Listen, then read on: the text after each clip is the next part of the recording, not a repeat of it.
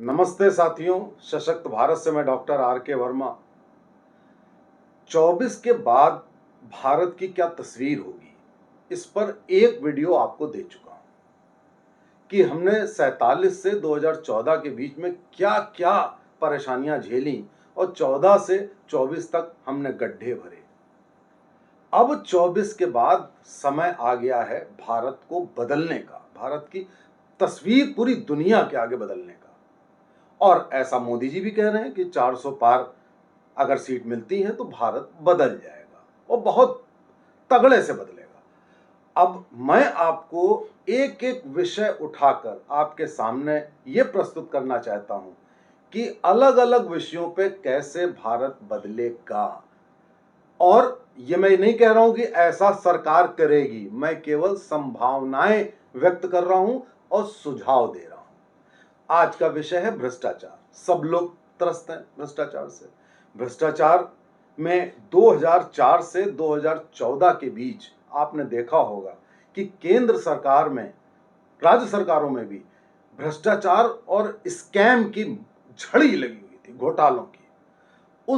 वो झड़ी इतनी ज्यादा थी कि 2014 का चुनाव भ्रष्टाचार के मुद्दे पर हुआ था। 10 साल बीत गए, आज 2024 में भी ये चुनाव भ्रष्टाचार के ही मुद्दे पर हो रहा है।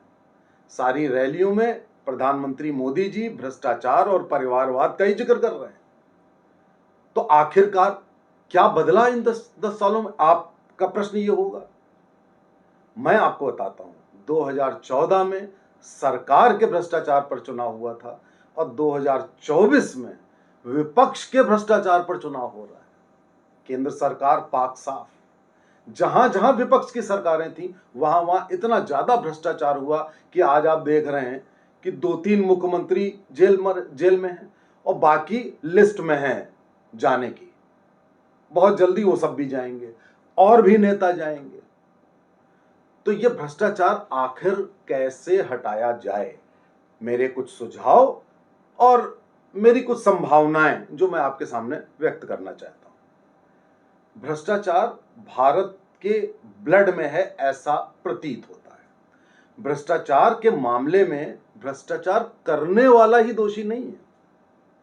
हम सबकी आदत होती है कि रिश्वत दे के काम करा लो, कहीं पर कोई काम नहीं हो रहा है, पैसे दो, काम करा लो।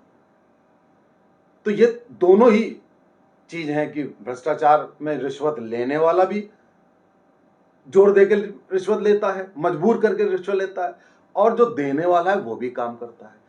तो इस बार सरकार को 24 के बाद जो पूरे देश में एक आवाज उठ रही है कि भाई साहब आप भ्रष्टाचार के लिए कुछ करते क्यों नहीं, तो ये करना पड़ेगा। अब करने में कुछ सुझाव हैं। नंबर 1 सुझाव है टाइम बाउंड क्लियरेंस। देखिए, जब भी फाइल आपकी एक निश्चित अवधि में क्लियर नहीं होती है तभी रिश्वतखोरी होती है। तो अगर आपने ये कह दिया कि ये फाइल 7 दिन में क्लियर होगी, चाहे कुछ भी हो, तो भ्रष्टाचार में कमी आ सकती है। तो ये टाइम बाउंड क्लियरेंस की मांग एक मुद्दत से हो रही है। आप देखिए, एक दिल्ली के मुख्यमंत्री जो जेल में है, अरविंद केजरीवाल, ये भ्रष्टाचार के विरुद्ध आंदोलन करके सत्ता में आए। और जरा आप देखिए विडंबना कि आज भ्रष्टाचार के आरोप में, और वो भी कोई छोटा मोटा नहीं, जो एक राजनीतिक शुचिता की बात करते थे वो आज शराब घोटाले में जेल के अंदर है। मतलब बाकी लोग इतना घटिया काम नहीं करते हैं। तो तब भी ये बात उठी थी 2011 में कि टाइम बाउंड क्लियरेंस होना चाहिए। तो साथियों, जोर डालिए कि जितना काम केंद्र और राज्य सरकारों में होता है उसमें टाइम बाउंड क्लियरेंस, यानी कि निश्चित अवधि में वो काम होना तय होना चाहिए और उसकी जवाबदेही उस विभाग के विभागाध्यक्ष की होनी चाहिए, हेड ऑफ दैट डिपार्टमेंट, कि क्यों नहीं हुई उसको दंडित किया जाना चाहिए। एक मेजर हुआ, मैं जल्दी जल्दी आपको बताऊंगा। उसके बाद एक जो सबसे बड़ा पॉइंट ये है कि जब कहीं अपराध होता है, मर्डर होता है, तो जो मर्डर करने वाले के साथ होते हैं लोग, या जहां वो टिकता है, उसको आप दंडित करते हैं, उतना ही दंड देते हैं लगभग। लेकिन भ्रष्टाचार में जो व्यक्ति भ्रष्टाचार करता है उसका परिवार मौज मस्ती मारता है, उसकी पत्नी मौज मारती है, उसके जानने वाले मौज मारते हैं, उन सब के लिए आपने कोई कानून ही नहीं बनाया है। उन सबको दंडित करने की कोई व्यवस्था ही नहीं है। तो साथियों, व्यवस्था परिवर्तन से उतना लाभ नहीं है जितना व्यक्ति परिवर्तन से है। और व्यक्ति परिवर्तित कैसे होगा? जब हर व्यक्ति को दंड मिलेगा। एक काउंटर प्रोडक्टिव, एक काउंटर इंसेंटिव होना चाहिए। तो ये भ्रष्टाचार में पूरे परिवार को दंड देना एक प्रावधान होना चाहिए। अब आता है साथियों टेक्नोलॉजी। आपने देखा होगा टेक्नोलॉजी से बहुत सारी प्रॉब्लम सॉल्व हुई। रेलवे में आप देखें सीटें पाने के लिए कितना भ्रष्टाचार होता था, रिजर्वेशन काउंटर में होता था, सब खत्म हो गया टेक्नोलॉजी से, पारदर्शिता से। तो आप अगर हर चीज में टेक्नोलॉजी और टाइम बाउंड फिनोमेना इंट्रोड्यूस कर देते हैं तो भ्रष्टाचार अपने आप बहुत कम हो जाएगा, जो जन जन साधारण वाला भ्रष्टाचार है। अभी मैं नेताओं वाली बात नहीं कर रहा हूं। इसके बाद आता है प्लास्टिक मनी। आप अगर प्लास्टिक मनी, ये मोदी जी इसके ऊपर बहुत कहते हैं, और आज आप देखिए एक सब्जी वाली माता जी भी एक क्यूआर कोड लिए बैठी रहती है। तो अगर आप प्लास्टिक मनी का प्रचलन कर देंगे हर जगह, उससे भी भ्रष्टाचार में भारी गिरावट आएगी। क्योंकि भ्रष्टाचार कैसे लिया जाता है? एक आदमी ऐसे पकड़ा देता है कैश, वो ले लेता है, कैश बोरों में रखा होता है, उससे वो अपना प्लॉट खरीद लेता है, वो सामान खरीद लेता है। प्लास्टिक मनी में एक एक मनी का हिसाब होगा। उसके बाद साथियों है एनोनिमस कंप्लेंट्स। ये किसने ऐसा किया कि साहब जो अज्ञात कंप्लेंट हैं उनका संज्ञान नहीं लिया जाएगा? आपने देखा होगा कि ये नियम बन गया। अरे भाई क्यों किसने नियम बनाया? अरे कोई माफिया है, गुंडा है, कोई भ्रष्टाचारी है, उसके खिलाफ हमको शिकायत करनी है, तो हम अपना नाम क्यों दें? क्या होगा? 10 में से 9 कंप्लेंट सही निकलेंगी, कोई एक कंप्लेंट फर्जी हो सकती है। तो ये भी भ्रष्टाचारियों ने ही नियम बनाया कि अज्ञात कंप्लेंट का संज्ञान नहीं लेना है।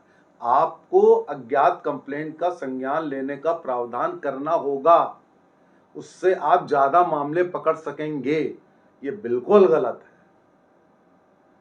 अब मैं ये कहूंगा कि नेताओं का भ्रष्टाचार कैसे दूर हो। देखिए, नेताओं का भ्रष्टाचार दूर करना बहुत मुश्किल है, बहुत मुश्किल है, क्योंकि वो पावर में होते हैं। लेकिन तब भी अगर शीर्ष पर बैठा हुआ व्यक्ति अगर ये चाह ले कि हम नहीं होने देंगे, तो वो भ्रष्टाचार रोका जा सकता है। उसमें सबसे बड़ा प्रावधान ये होना चाहिए कि उस नेता की सारी संपत्ति सीज कर लेनी चाहिए, चाहे जायज नाजायज। अगर एक बार आप पकड़े गए तो जेल होना पर्याप्त नहीं है। आपकी जितनी संपत्ति है, चल अचल, वो सब गवर्नमेंट को सीज कर लेनी चाहिए।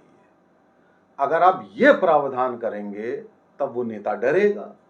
तो आपको दंड भी बढ़ाना होगा, आपको टेक्नोलॉजी भी इन्फ्यूज करनी होगी, और last but not the least, आप व्यवस्थाएं बना देते हैं, सिस्टम बना देते हैं, व्यक्ति नहीं बदलते हैं। जब तक आप राष्ट्रीय चरित्र विकसित करके व्यक्ति निर्माण नहीं करेंगे तो व्यवस्था परिवर्तन से ज्यादा लाभ नहीं होगा। नमस्कार, जय हिंद।